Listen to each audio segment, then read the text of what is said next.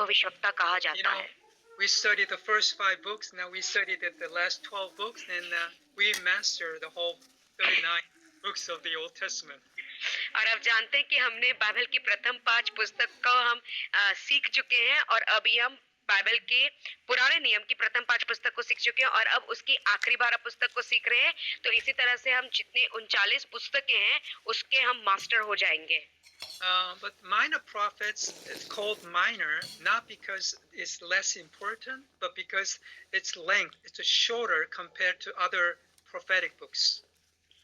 और ये इन भविष्यवक्ताओं को लघु भविष्यवक्ता या छोटे भविष्यवक्ता इसलिए नहीं बोला जाता कि ये छोटे हैं, परंतु ये इस कारण से बोला जाता है बाकी जो भविष्यवक्ताओं की पुस्तकें हैं उन पुस्तकों के तुलना में ये पुस्तकों का जो इनमें शब्दों का कम प्रयोग हुआ है ये पुस्तकें बहुत छोटी हैं।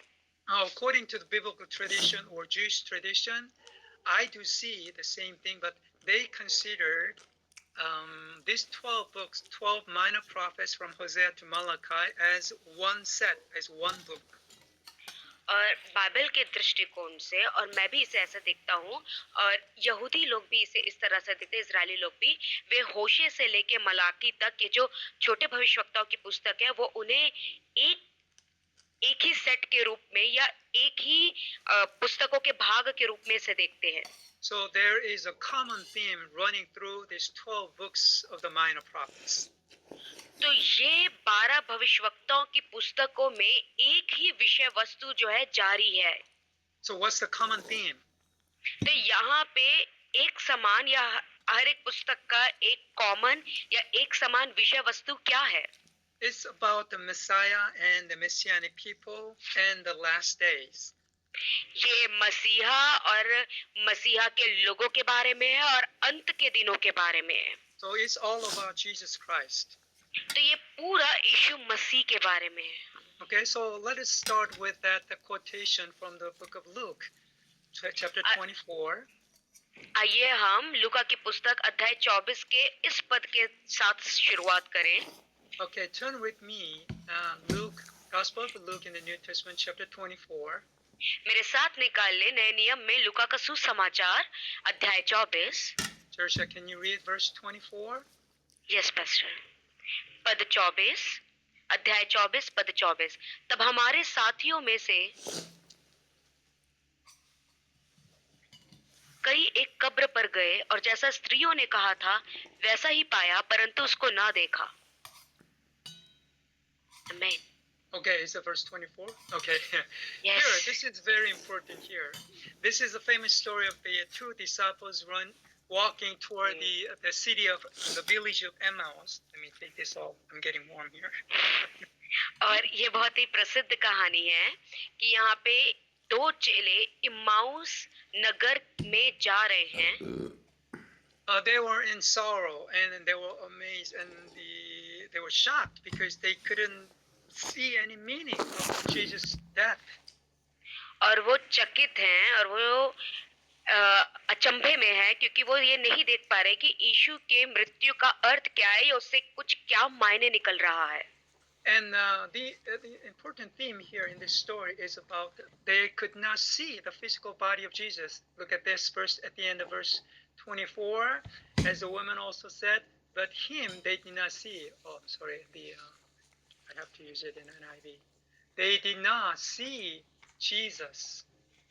और यहाँ पे पद 24 कहता है और वे जो है यीशु के इस पार्थिव शरीर को या ये शारीरिक देह को वो नहीं देख पा रहे थे और 24 पद के आखिरी वाक्यों में ऐसा कहता है कि परंतु उसको ना देखा, वो यीशु को ना देखे। But in the end, and at the end of the story, their sorrow is turned into the joy and with the passion. Verse 31 and 32, can you read it? Yes, Pastor.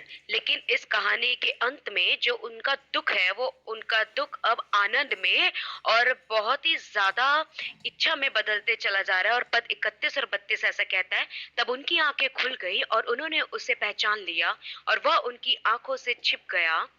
उन्होंने आपस में कहा, जब वह मार्ग में हमसे बातें करता था और पवित्र शास्त्र का अर्थ हमें समझाता था, तो क्या हमारे मन में उत्तेजना न उत्पन्न हुई?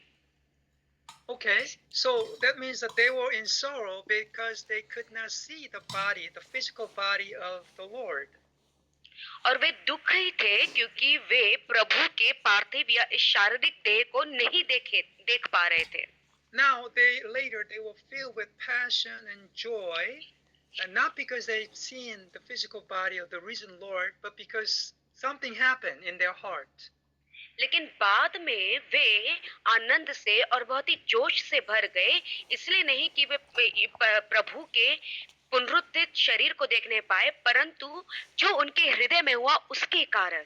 So even though the physical body of the risen Lord disappeared from their sight, they didn't mind. They rather had this burning heart. Okay, in verse 32.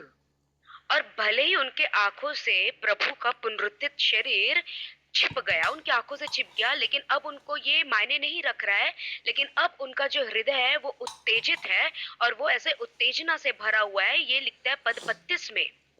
That means that they do not need to see the physical body of Jesus anymore because it's already in their heart. Look at this. At the end of the verse 32, then while he talked with us on the road and opened the scriptures to us. और अब इसका अर्थ ये है कि अब उन्हें यीशु के पुनरुत्थित शरीर को भी देखने की आवश्यकता नहीं है, क्योंकि अब ये सब कुछ उनके हृदय में है. और देखिए यहाँ पे पद 32 में कहता है, जब वो मार्ग में हमसे बातें करता था और पवित्र शास्त्र का अर्थ हमें समझाता था. So this is the same thing is happening to us, and this is actually what we are doing here tonight. और आज की रात हम यही काम कर रहे हैं और हमारे साथ भी यही बात हो रही है. We want to see the glory of the Messiah, to Jesus Christ, and we want to see the beauty of his kingdom through the scriptures, especially in the Old Testament. और हम यीशु की महिमा को और उसको हम देखना चाहते हैं, और विशेष रूप से उसके राज्य की महिमा को हम देखना चाहते हैं पुराने नियम के द्वारा. So how did Jesus explain the scriptures to the two disciples to Emmaus? तो ये इमाउस की ओर जाने वाले इन दो चेलों को यीशु ने किस प्रकार से वचनों को समझाया? Can you read verse 25 and 27? Yes, Pastor. अध्याय 24, लूका अध्याय 24 पद 25 से पद 27 तक. तब उसने उनसे कहा, हे निर्बुद्धियों और भविष्यवक्ताओं की सब बातों पर विश्वास करने में मंदमतियों, क्या अवश्य ना था कि मसीह ये दुख उठाकर अपनी महिमा में प्रवेश करे? तब उसने मूसा से और सब भविष्यवक्ताओं से आरंभ करके सारे पवित्र शास्त्र में से अपने विषय में लिखी बातों का अर्थ उन्हें समझा दिया. So this is a grand theme or grand, we call it story of the whole Bible when Jesus explained this to his disciples.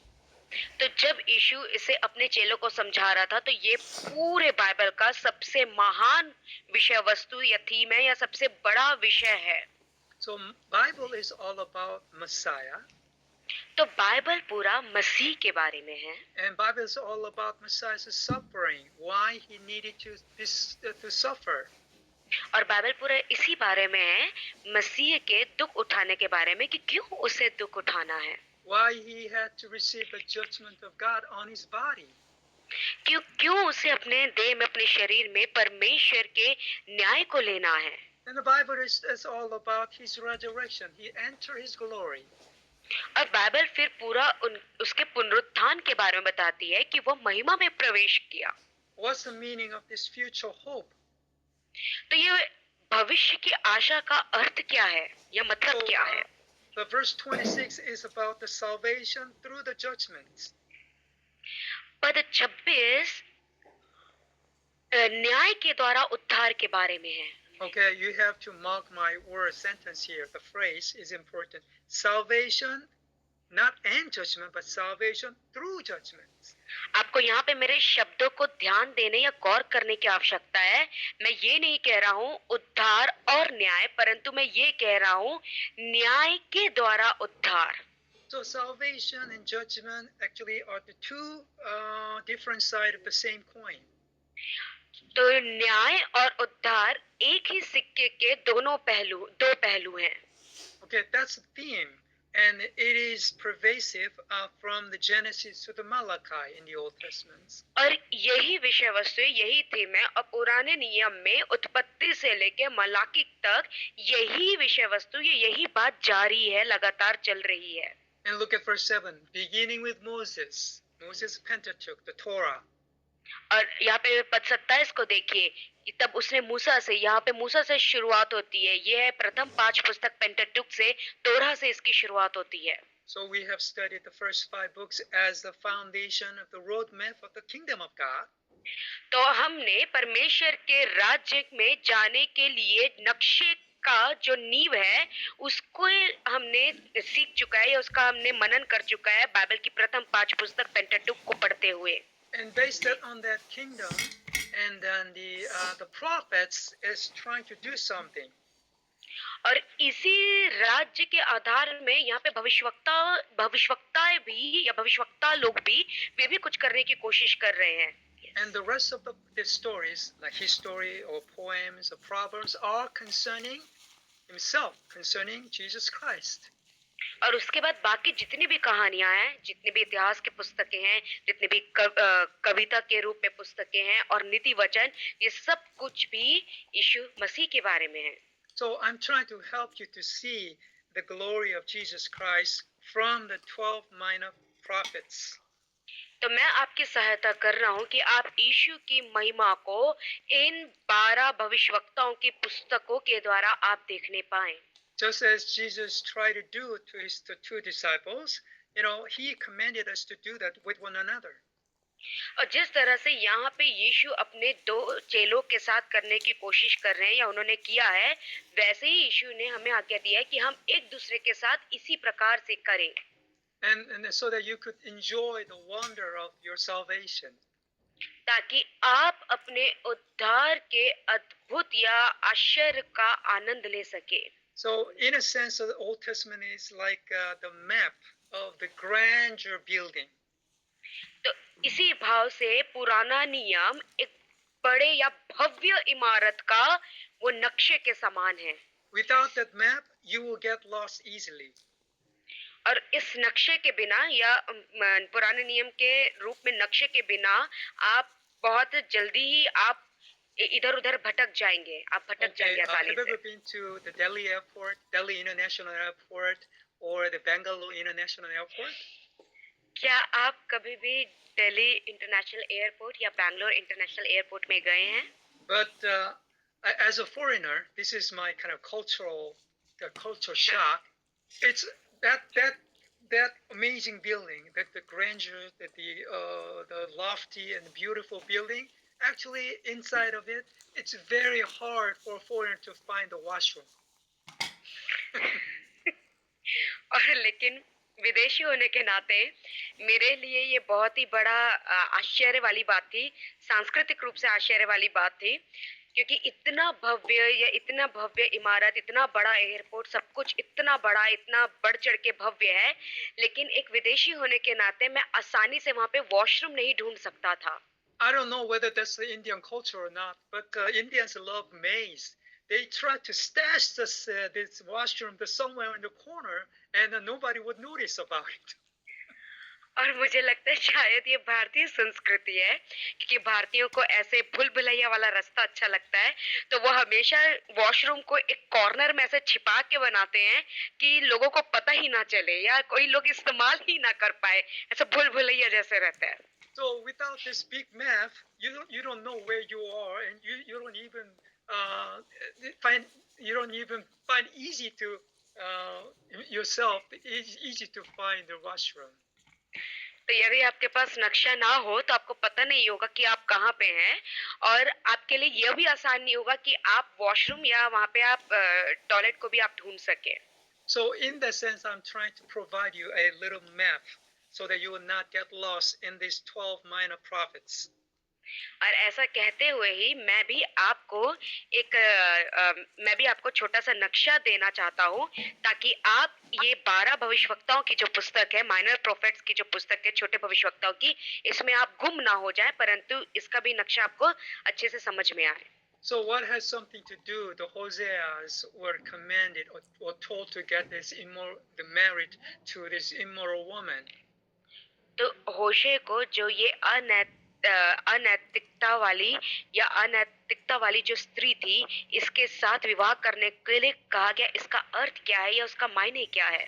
What has something to do with Jonas? Jonas or in the belly of the big fish. और योना जो बड़े जल के जंतु के पेट के अंदर या उसके गर्भ के अंदर था, उसका क्या अर्थ है कि ऐसा क्यों हुआ? What's all about the two lampstands and Zechariah saw the vision? और जकरिया जो दर्शनों को देखता है, उसमें वो अपने सारे दर्शनों में ये जो दो दिवटों को देखता है, उसका क्या अर्थ है? What's all about it? ये सब कुछ किस बारे में है? Okay, so if you do not know what Jesus has explained just a minute ago, then you get lost easily.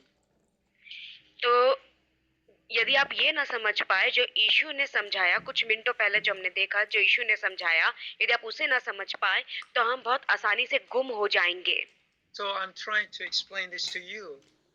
तो मैं आपको इसे समझाने की कोशिश कर रहा हूँ।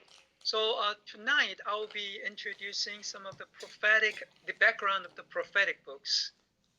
तो आज की रात को मैं आपको ये भविष्यवक्ताओं के पुस्तकों का पृष्ठक्रम, इनका बैकग्राउंड मैं आज आपको समझाऊंगा। So what's the meaning of being prophetic? I explained it already, but I'm trying to, rehearse what we have learned.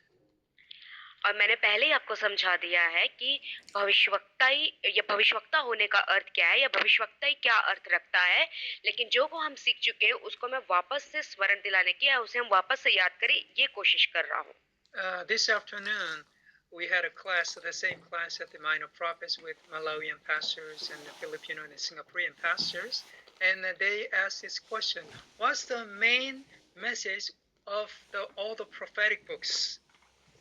और आज की दोपहर में यही माइनर प्रॉफिट्स छोटे भविष्यवक्ताओं की पुस्तक को ही मैं मलावी, फिलीपींस और सिंगापुर के पास्टर्स को सिखा रहा था।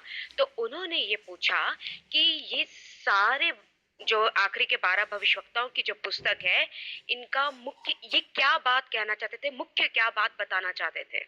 And I would say it's a salvation through judgment. और तब मैं ये कहता हूँ कि ये है न्याय के द्वारा उद्धार या न्याय से उद्धार। So from Isaiah to Malachi, either major prophets or the minor prophets, they share this common theme, the salvation through judgments. तो यशाया से लेके मलाकी की भविष्यवक्ताओं की पुस्तकों तक, चाहे ये बड़ी पुस्तक हो चाहे छोटी पुस्तक हो, उन सब का एक ही विषय वस्तु है जो सब में जारी है, और वो ये है न्याय के द्वारा उद्धार या न्याय से उद्धार। So why all the prophets charge against the Israelites?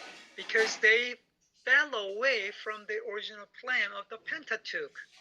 तो क्यों सारे भविष्यवक्ता इज़राइल को वो सावधान करते हैं या उनके विरोध में वो बातें कहते हैं?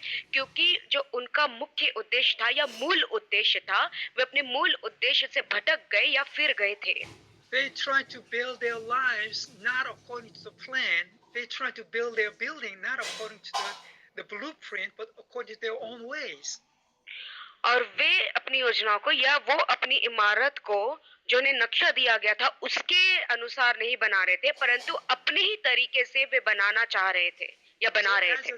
As a spokesman of God, the prophets called Israel to repent, and that's the message of the judgment. तो परमेश्वर के वक्ता या परमेश्वर की ओर से बोलने वाले होने के नाते भविष्यवक्ता उन्हें सावधान कर रहे थे कि वे फिर जाएं, वे उनको वो न्याय का संदेश दे रहे थे। Because they are falling away from the original plan. क्योंकि वे मूल योजना से वे दूर जा रहे थे या वो मूल योजना से भटक जा रहे थे। Remember, John the Baptist appeared in the history, and Jesus also said the same first, the message in their ministry. स्मरण रहे कि यूहन्ना बपतिस्मा देने वाला जब इतिहास में वो प्रकट होते हैं और यीशु भी जब वो अपना सेवकाई में जब वो पहला ही प्रचार या संदेश के वो शुरुआत करते हैं तो वो इसी से शुरुआत करते हैं, पश्चाताप से, इसी That's, संदेश से। that is, repent, the kingdom of God is near at hand. और वो ये है कि pश्चाताप करो क्योंकि स्वर्ग का राज्य निकट आया है। So this message of judgment of all prophets is not just for, let's say, the bringing the damnation upon Israel.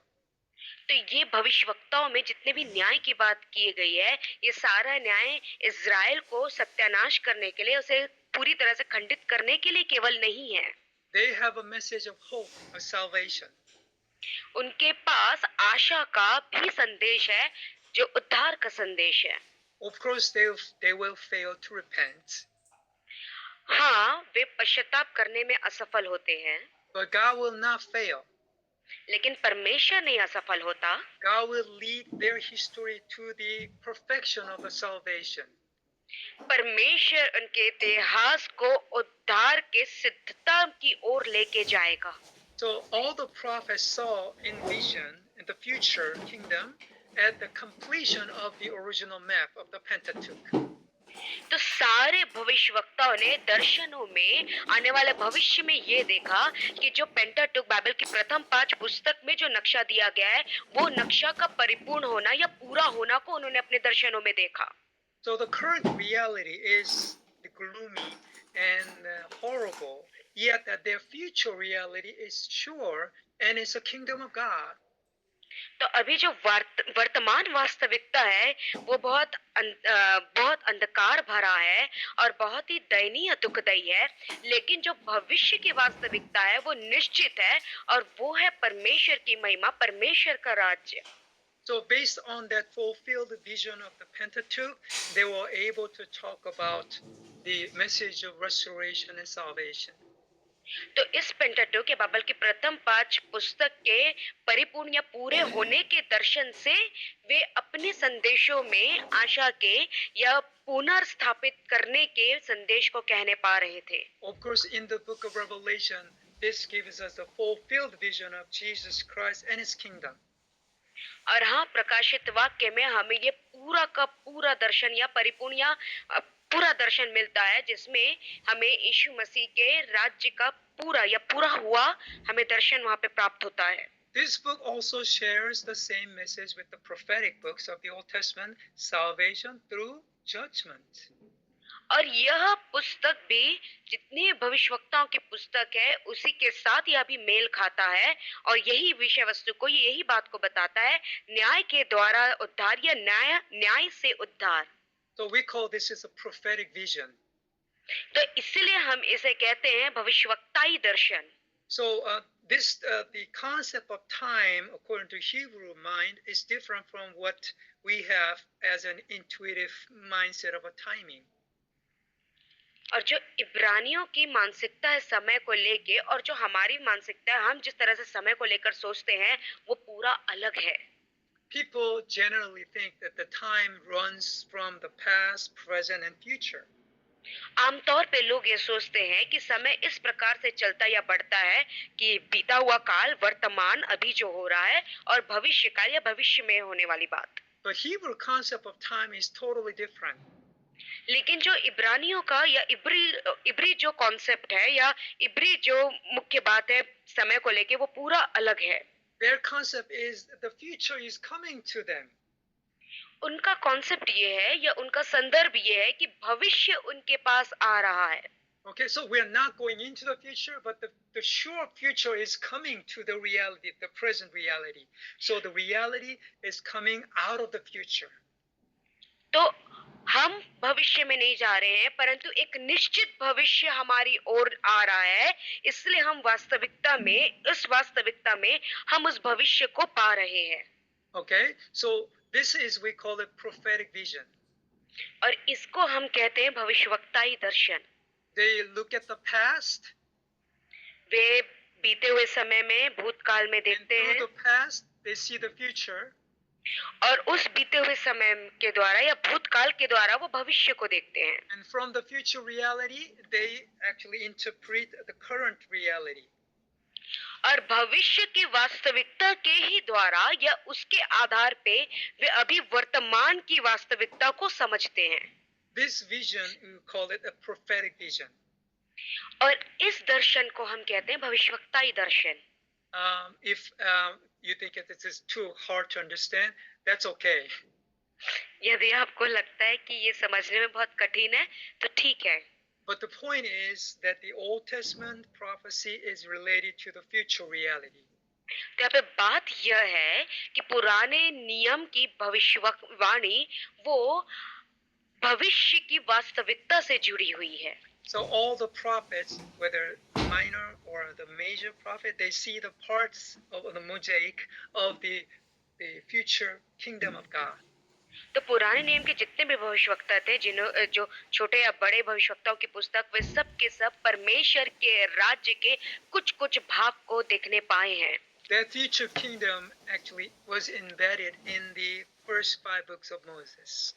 और वास्तव में ये जो भविष्य का राज्य है, ये मूसा की प्रथम 5 पुस्तकों में ये उसके अंतर्गत है, ये उसमें शामिल हुआ है।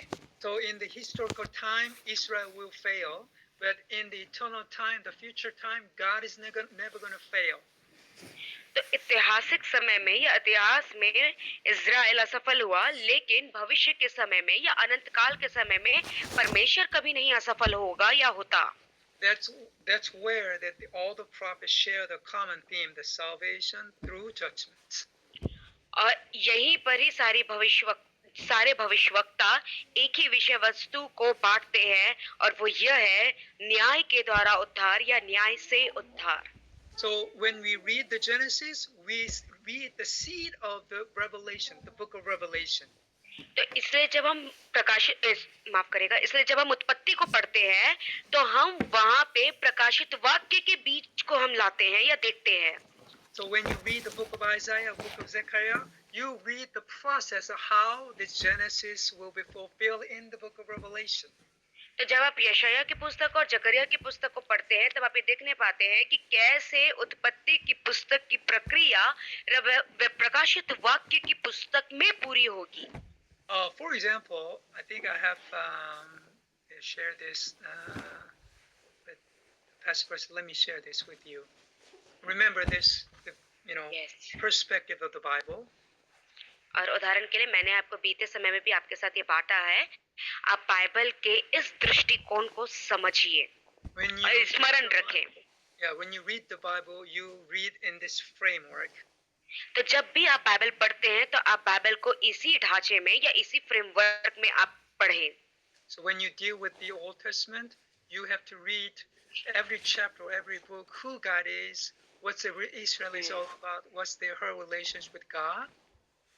तो जब भी आप पुराने नियम की पुस्तकों को पढ़ते हैं तो आपको वहाँ पे इसी संदर्भ में या इस रीति से पढ़ना है कि परमेश्वर कौन है और इज़राइल का रिश्ता परमेश्वर के साथ क्या है।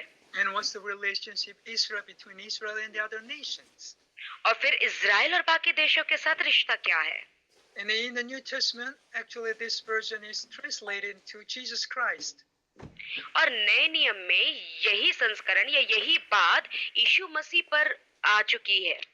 This Old Testament history failed and it merged into the story of Jesus Christ.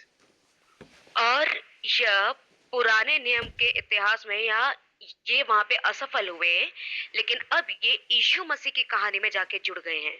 But through crucifixion and resurrection, Jesus started the kingdom, the bigger kingdom that used to be in the Old Testament. और यीशु के क्रूसीकरण और पुनरुत्थान के द्वारा जो पुराने नियम में राज्य की बातें थे, उससे भी बढ़कर राज्य के पैमाने को यीशु के क्रूसीकरण और पुनरुत्थान के द्वारा यीशु ने शुरुआत कर दी। So at New Testament, you read the New Testament, you have to ask the question, who Jesus Christ is, how the Jesus Christ is described, what the church is all about, what's the relations between the church and the new creation. तो जब भी आप नया नियम को पढ़े तो आपको ऐसे पढ़ना है कि कौन है यीशु मसीह और यीशु मसीह को किस तरह से वहाँ पे बताया गया है और कलीसिया का रिश्ता यीशु मसीह के साथ क्या है, और फिर इसी प्रकार से कलीसिया का रिश्ता बाकी सब प्राणियों के साथ या जीवों के साथ क्या है, कैसा है। The prophetic books, describe the process between the Old Testament and the New Testament.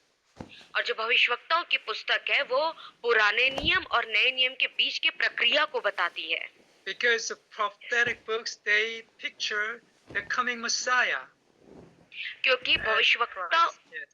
क्योंकि भविष्यवक्ताओं की पुस्तक में उन्होंने आने वाले मसीहा को या जो आने वाला मसीहा था उसको मसीह के रूप में देखा They did not know the name Jesus, और उन्हें यीशु ये नाम नहीं पता था, but they know what kind of person the Messiah would be. लेकिन उन्हें ये पता था कि किस प्रकार का व्यक्ति मसीह होगा। Okay, and what about the Israel? ठीक है, और फिर इज़राइल के बारे में क्या? Israel actually will face the judgment. Israel वास्तव में उसे न्याय का सामना करना पड़ेगा या उसका न्याय होगा। When Israel failed, how God is going to raise His kingdom people? और जब इज़राइल असफल होगा तो कैसे परमेश्वर अपने राज्य के लोगों को खड़ा करेगा या उन्हें बढ़ाएगा। And there you have this remnant theology, remnants. और फिर आपके पास वहां पे ये रेमनेंट थियोलॉजी होता है, थियोलॉजी या बचे हुए लोगों का धर्मशास्त्र की शिक्षा। You know the word remnant? The word is a leftover people. और आप जानते हैं ये शब्द बचे हुए लोग, रेमनेंट, इसका अर्थ है बचे हुए लोग। And when the Babylon invaded Israel, और जब बाबुल इज़राइल के ऊपर आक्रमण करके उस पर कब्जा कर लिया, they capture all the great people from the kings and hierarchy, the leaders and all the noble people, and then they deported to their countries. तो उन्होंने सारे महान लोगों को, राजाओं को, जितने भी लीडर्स थे, नेता थे और जितने भी उच्च स्तर के लोग थे, उन सबको उन्होंने बंदी बना के अपने स्थान में वे उन्हें ले गए। But out of this judgment, all those useless people, like the outcast, crippled, and those sick, those who do not deserve to be called the people of God, they remain in the land. They are called remnants.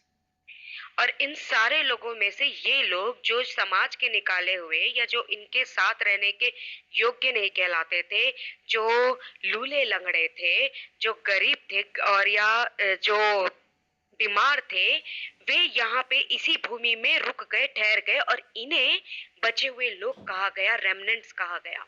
So after the judgment, these people will be the seed for the new Israel. तो इसी प्रकार से इस न्याय के बाद ये जो बचे हुए लोग हैं, ये जो रेमनेंट है, ये आने वाले इज़राइल के लिए या भविष्य में इज़राइल के लिए ये बीज के समान होंगे। So you and I are included as the remnant.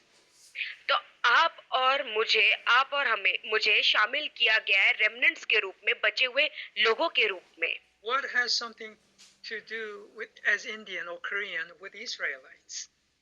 तो भारतीय और कोरियन होने के नाते इजरायलियों के साथ हमारा क्या ताल्लुकात है या हमारा उनसे क्या संबंध है? We are undeserved. We are not qualified to be called as a people of God according to the Jewish perspective. और यहूदी दृष्टिकोण के अनुसार हम योग्य नहीं थे या हम परमेश्वर के संतान कहलाने के लायक नहीं थे। But because of Jesus Christ, लेकिन यीशु मसीह के द्वारा we are identified with His judgment on the cross. तो उसके क्रूस के साथ हम उसके न्याय के भागी हो जाते हैं, उसके साथ उसके न्याय में भागी हो जाते हैं। We become the remnants of God.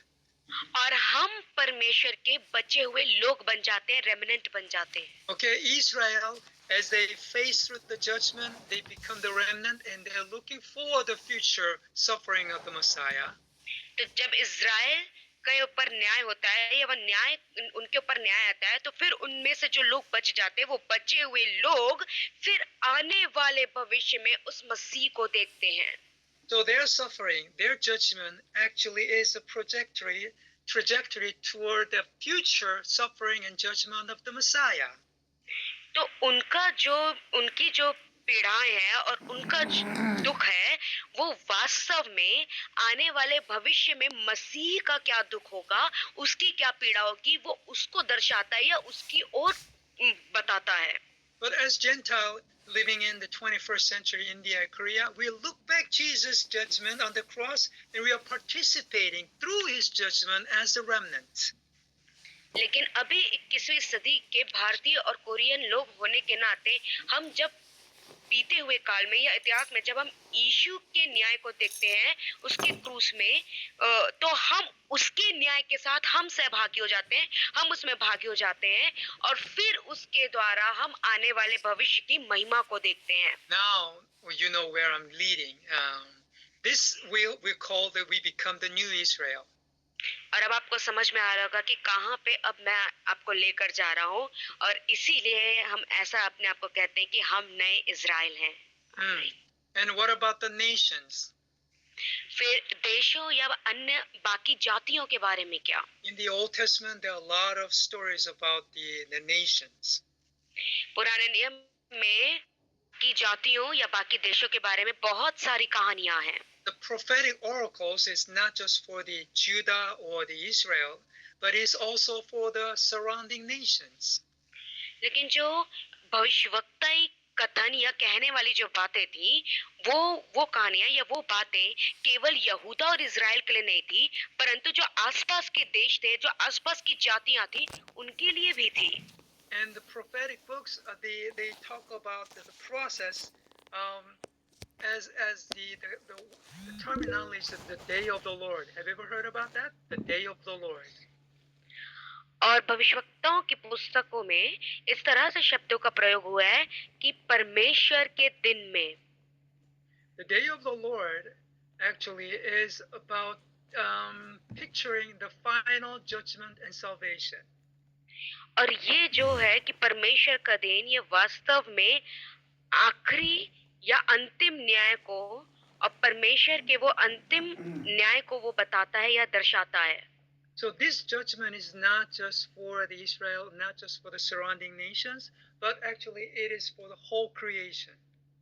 तो ये न्याय ना केवल इज़राइल के लिए, ना केवल इज़राइल के आसपास के देशों के लिए, परंतु ये पूरी सृष्टि के लिए है. And the first creation will be renewed in the new creation.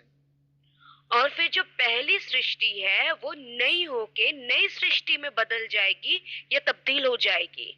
So it will be the new heaven and new earth. तो फिर वे ये नए आकाश और नए पृथ्वी होंगे. Sorry, hold a second. Wait. Okay. So these are we call it the process of we call the hermeneutic